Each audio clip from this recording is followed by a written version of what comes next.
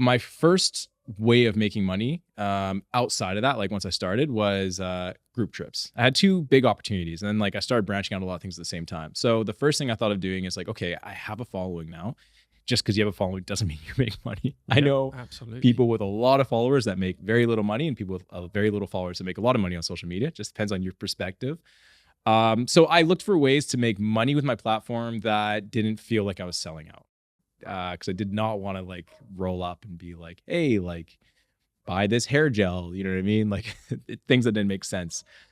So I started hosting group trips. And that was a way that I was able to make some money and keep doing what I was doing. I made pretty decent money from that, I'd say. But it was a lot of effort, and I didn't use external like third-party platforms. I just planned my own group trip and we did it, which is easier than I thought it was going to be to do. Like you kind of reach out to hostels and they're like, yeah, like sure, we can set this up for you. So you don't even really end up designing the trip, like a hostel does it for you.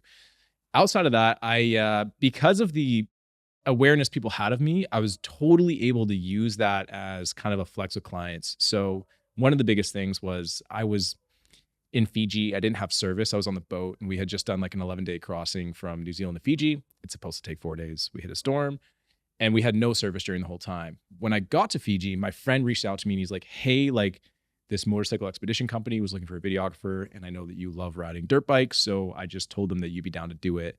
And I guess because they saw my social media, they use that. It just makes you more human. Do you know what I mean? Because if you're going to grab a random person and fly them somewhere, it's a lot easier if you can watch like 20 videos of them talking and be like, okay, you know, he's a person, he has a camera. Yeah, he seems to know what he's doing. So even if it's just recognition, like brand recognition in the beginning, that helps so much. So yeah, they chose me and I went and I rode across Mongolia immediately after the boat trip. And that was absurd, but really fun and really cool. And I still work with those guys. So in the beginning, sometimes it's things like that. You know what I mean? I think that you have to like, it's not going to be like there's one answer. Like you can, sell digital products or do this. You can do all these different things, but you kind of have to look at your brand and say like, what can I offer that's actually of value to the people that follow me? Like, don't offer things that aren't valuable. Hey, I've done the odd reel like here, like advertising something where I'm like, you know what I mean? But felt like a bit icky. Yes, 100%. And I feel like nobody really wants to like have a whole page of doing that. And that's not a good long-term strategy. So just figure out like, what do you have of value that you could offer your audience? And sometimes that's not obvious. And maybe like talk to a mentor or talk to someone external to your brand that can look at your brand from the outside. But if you start to gain a following on social media, it doesn't necessarily equal money. And for people that say like, oh, well, I want to get paid off views for like TikTok Creators Fund or YouTube, I don't think that's a good strategy. Yeah. It's like the amount of money you're going to, I mean, not much. Instagram, gives money now for reels. I think I had a reel that had like 7 million views or something like that. What? 7 million? Or maybe 5, something like, I actually forget, but that's not the point. The point is I made 36 cents. No way. Yeah. Wait, how does that work then? I don't know what the numbers are, but don't trust Instagram. It's not gonna pay your wage. I'm just trying to do the maths per 1,000 views. You It can't no 0.00001 cent. No sense. So 100% you have to be entrepreneurial. I think if you're not entrepreneurial person in nature, then it's best to become one if you're going to do social media, because the way to make money and the consistent money is being an entrepreneur. So selling things, especially if you're selling things to your audience rather than letting third-party brands sell things through you, because a lot are going to reach out and a lot are going to try and like use you as like a spokesperson for their platform. You're going to last longer because you're actually offering things that are coming from you. So there's more value for your audience, and people can see it when it's like, sometimes people just want to support you. Like sometimes I'll sell something and people are like, I'm buying this just because I like you. Yeah. Like I have no use for this. Yeah. And that's really cool. Not that I rely on these. Like, yeah, your stuff probably is not very valuable if like that's all the money you're getting. But like, I think that not being scared to sell things too. Like not feeling like you're selling. If you're selling things that like you made, or like if you're like digital products, or if you're like selling group trips, you're not selling out. You're doing something that's like of value to people. It's like, hey, come travel with me. When I did group trips, it was crazy. We had an amazing experience. And so many of the people from my group trip became creators after. Like they kept traveling.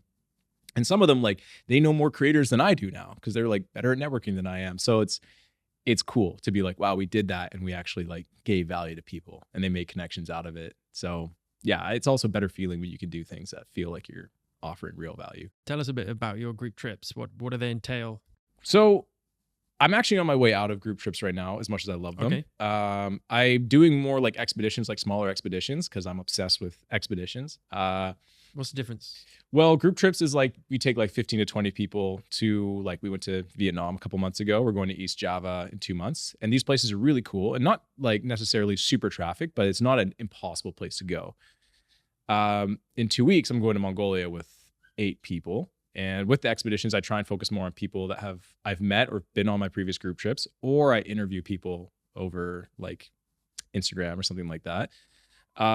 It's way more catered. It's a lot more expensive because it's difficult. Like, we're renting 2 cars and 2 motorbikes. It's a lot sketchier, and we actually work as a team to build the plan. So like, we kind of route it together. As the group. Yeah. So we have like a group So you chat. get them to do the work for you. Yeah, That's it's great. amazing. But yeah, it's like you kind of like, you get to do, this was inspired by some of the clients that I shoot. So you get to do like a proper expedition with people.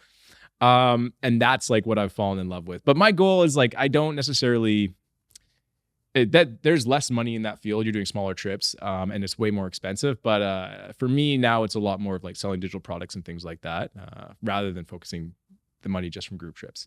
Got it. My group trips in the past, the larger group trips, it's like we take 15 to 20 people somewhere that I've been normally, somewhere that was like really meant something to me. And I try and reach out to like hostels or places I stayed in those areas, be like, hey, can you help me build this trip around this place? And usually I try to go to places that are like a bit more unique, that like maybe some of like the third-party trip platforms aren't offering, just so it feels more genuine, which is like, I mean, you can go anywhere, it doesn't really matter.